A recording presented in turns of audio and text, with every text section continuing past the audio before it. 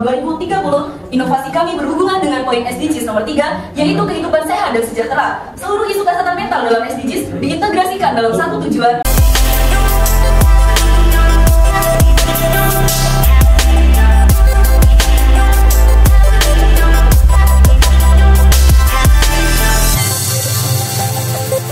Alam masalah pada masa KLC. Jangan depresi, karena kita adalah Generasi Qurani.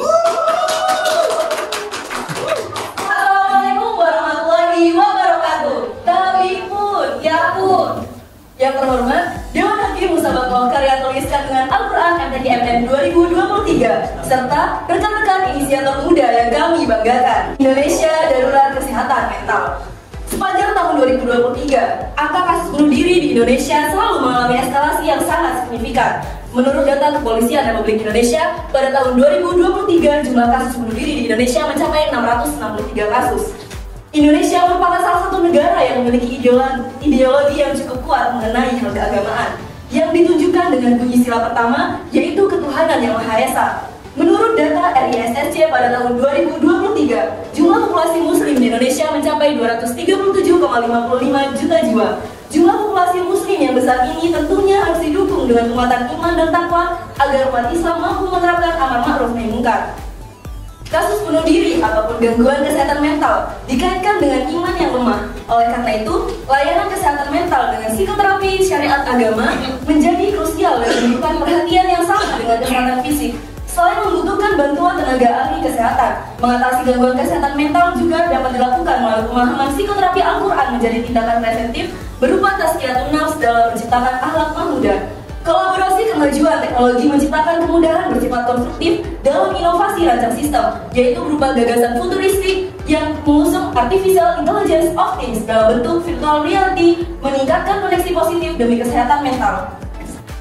Permasalahan kesehatan mental bukan menjadi masalah yang sederhana lagi. Hal ini dibuktikan dengan tersebar luasnya berita mengenai kesehatan mental. Bahkan di Indonesia lebih dari 31 juta penduduk mengalami gangguan kesehatan mental. Sementara World Health Organization pada tahun 2012 menunjukkan sebesar 13% dari beban penyakit global adalah gangguan mental. Seseorang yang mengalami gangguan mental akan berdampak pada hal lain yang menyebabkan rusaknya akhlak. Jika seseorang memiliki hati yang bersih dengan keimanan dan kebaikan amalannya, maka seseorang akan terhindar dari syirik dan maksiat. Hal ini telah dijelaskan dalam firman Allah Quran Surat Al-A'la ayat 14-15 dan Quran Surat Al-A'raf ayat 56. Oleh karena permasalahan tersebut, kami dari Bismillah Tim 3 inisiator muda sebagai delegasi dari Universitas Lampung di bawah bimbingan Ibu Dr. Notila Gayo SSI MSI dengan Ketua Tim Dinda Malia Effendi yang beranggotakan Indah Ayu Lestari dan Mawar Al-Hani. Kami dengan bangga mempersembahkan sebuah inovasi IAM Health, aplikasi terintegrasi sebagai psikoterapi Al-Quran futuristik berbasis AIoT dan VR menyongsong konsumsi akhlak mahmuda. Inovasi kami didukung oleh Quran Surat Al-A'raf ayat 56 yang berbunyi A'udzu billahi minasyaitonir rajim. Bismillahirrahmanirrahim. Wala tufsidu fil ardi ba'da islahiha wad'uhu khawfan wa tama'an inna rahmatallahi qariban minal muhsinin. Yang artinya, dan janganlah kamu berbuat kerusakan di bumi setelah diciptakan dengan baik. Berdoalah kepadanya dengan rasa takut dan penuh harap. Sesungguhnya rahmat Allah sangat dekat kepada orang-orang yang berbuat kebaikan. Dalam rangka mendukung tercapainya Sustainable Development Goals tahun 2030, inovasi kami berhubungan dengan poin SDGs nomor 3, yaitu kehidupan sehat dan sejahtera. Seluruh isu kesehatan mental dalam SDGs diintegrasikan dalam satu tujuan yang akan menjamin kehidupan yang sehat dan mendorong kesejahteraan bagi semua orang di segala usia. Lalu, bagaimana struktur model yang akan kami rancang?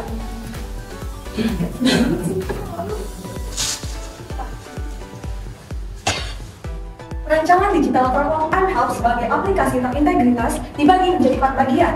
Yang pertama adalah element of user interface, kemudian analisis data berbasis IoT, keamanan blockchain, dan virtual reality.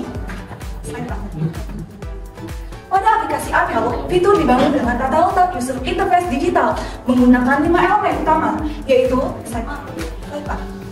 yaitu strategic layer, kemudian range layer, dilanjutkan dengan structure layer, frame layer, dan terakhir adalah presentation layer.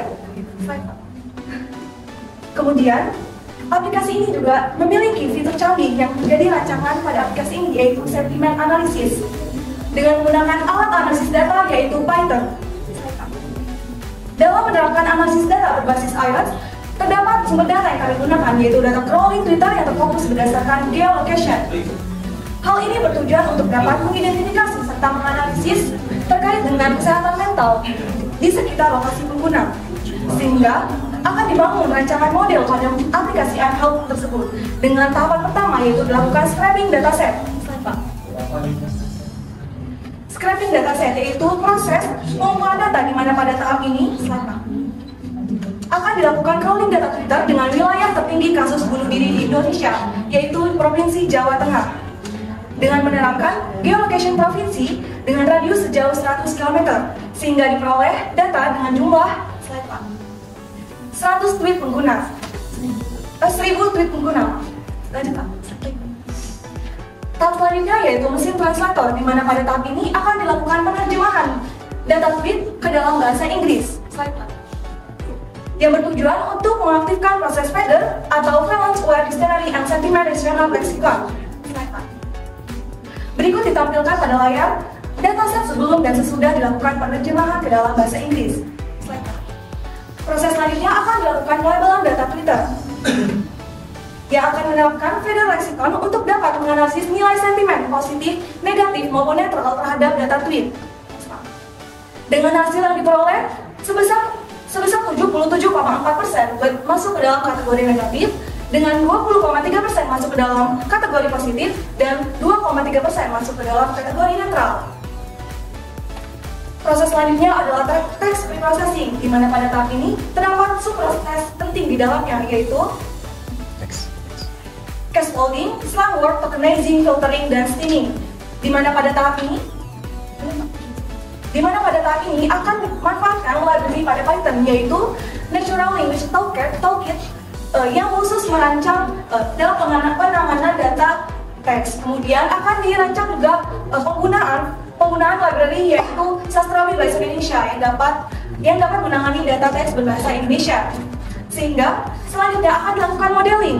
Pada tahap ini akan dilakukan konversi data, tokenisasi kalimat, kemudian dilakukan padding untuk menyamaratakan kalimat, sehingga diperoleh hasil variable X yang berisi data teks dengan 990 baris dan 44 kolom. Kemudian dilakukan encoding data target Y ke dalam nilai numerik, di mana sentimen negatif akan bernilai 0, kemudian sentimen netral akan bernilai 1, dan sentimen positif akan bernilai 2.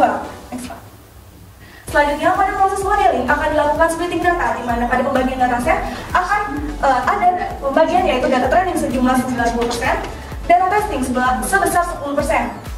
Kemudian, modeling pada tahap ini akan menggunakan model long short term memory dengan menerapkan hypertuning parameter dengan grid search, sehingga diperoleh hasil parameter terbaik, yaitu dropout rate sebesar 0,3, embedding sebesar 32, hidden unit sebesar 128, dan learning rate sebesar 0,01. Sehingga pada pemanfaatan model ini diperoleh hasil akurasi yang optimal sebesar 80%. Sehingga penerapan model ini model dapat siap diterapkan pada analisis data berbasis IoT.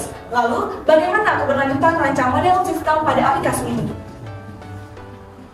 Setelah analisis sistem dibangun dengan model terbaik, selanjutnya beralih pada fakta yang mengungkap kelemahan AI. Pada layar disajikan beberapa kasus kebobolan data yang banyak terjadi di Indonesia, khususnya pada diagnosis kesehatan, mulai dari kebocoran data BPJS hingga kebocoran data penggunaan aplikasi e-Health atau Health Alert Card buatan Kementerian Kesehatan Indonesia.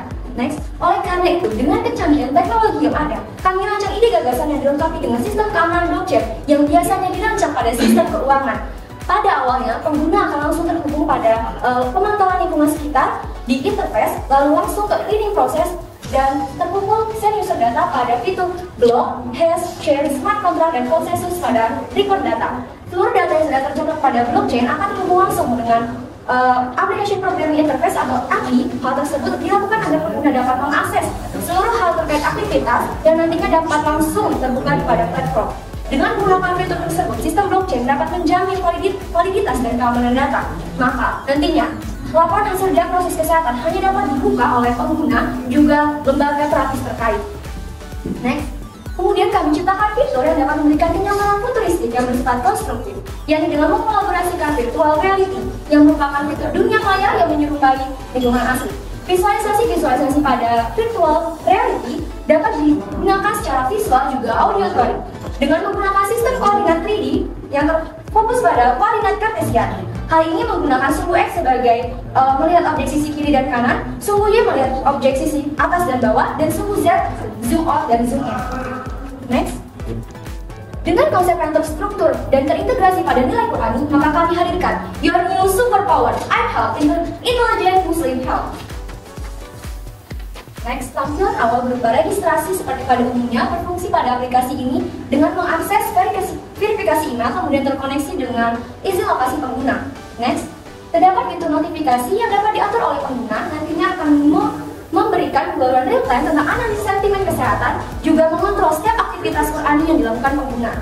Selanjutnya, next, pada menu home terdapat fitur jurnal, insight, dan analisis. Fitur jurnal dapat mencatat dan melacak perkembangan kesehatan mental sebagai pemantauan dan terapi dini. Next, insight yang memberikan wawasan kesehatan mental serta panduan anjuran Islam menuju generasi Qurani. Hingga fitur analisis yang akan menampilkan klasifikasi sentimen analisis yang terkoneksi langsung dengan lokasi pengguna, sosial media, dan diagnostik kesehatan yang ada. Kemudian pada fitur Recom yang menghadirkan rekomendasi beberapa course dengan output atau anjuran yang langsung memberikan arah Islami, menyongsong akhlak mahmudah yang terintegrasi dengan hasil tes yang dilakukan.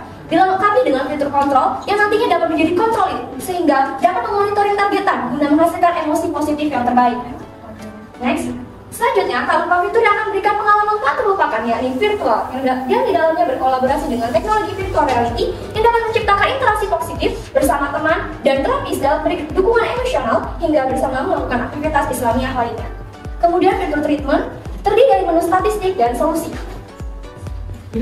Pada fitur treatment ini akan terdapat beberapa pilihan hadir sebagai strategi plan menjadi tindakan preventif. Harus belum Pak. Tadi coba.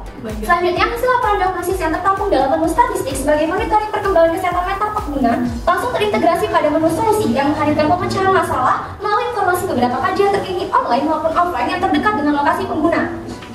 Next, berdasarkan kemutahiran gagasan yang ada, pada akhirnya implementasi diharapkan mampu berkelanjutan mulai dari tim pengembang aplikasi yang akan memutakhirkan sistem yang dirancang, ahli keagamaan yang akan memberikan kritik dan saran terbaik terkait integrasi pada nilai Qurani, ahli kesehatan mental yang harapannya terkoneksi langsung dengan lembaga kesehatan terpercaya, investor yang dapat memberikan dukungan keuangan serta sumber daya lainnya, kemudian pihak regulator mulai dari seperti Badan Pengawasan Telekomunikasi dan Pos Indonesia hingga Kementerian Komunikasi dan Informatika.